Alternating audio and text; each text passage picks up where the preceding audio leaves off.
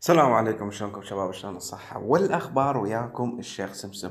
اليوم راح أعلمكم شلون تنزلون نسخة كلاش اوف كلانس بعد التحديث.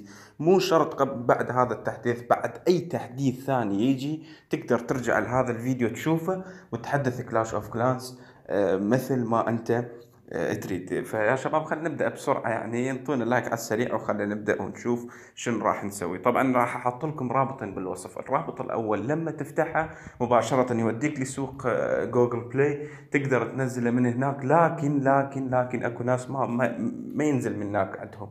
مثلا لما يحدث اللعبة يجي رسالة بالجوجل بلاي يقول له هذا التطبيق غير متاح في بلدك او شيء مثل هذا.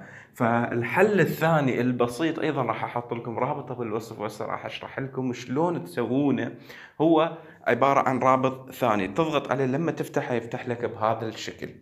مثل ما تشوفون مكتوب تحميل اي بي كي، تقدر تحمله من هنا فقط تضغط على تحميل ويتحمل وياك. خلينا نضغط على تحميل. لكن انا عندي التطبيق نفسه. طبعا التطبيق نفسه ايضا تقدر تنزله من نفس هذا الموقع، موجود تحت، موجود داونلود.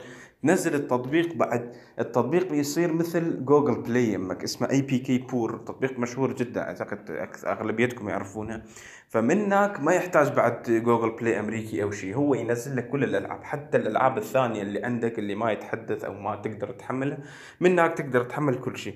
لكن حاليا النت عندي جدا جدا بطيء شباب، مثل ما تشوفون، يعني صار لي ساعتين يمكن دا احمله بعد واصل 54%، لان مثل ما تشوفون فوق مكتوب اتش بلس، معناه نت بيانات يعني من الهاتف، لان انا حاليا مو بالبيت فطالع يعني.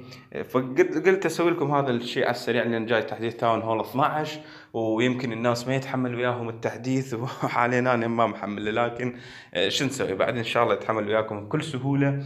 فيا شباب انشر الفيديو لاصدقائكم، للي ما يعرفون يسوون هاي الشغلات سهله جدا. فقط تفتح الرابط وتنزله وخلاص. ها هي.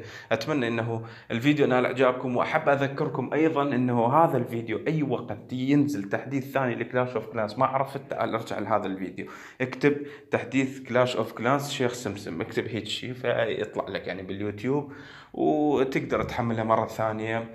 واذا كنت جديد على القناة يعني ما شايف شيء من قناتي اشترك فيه.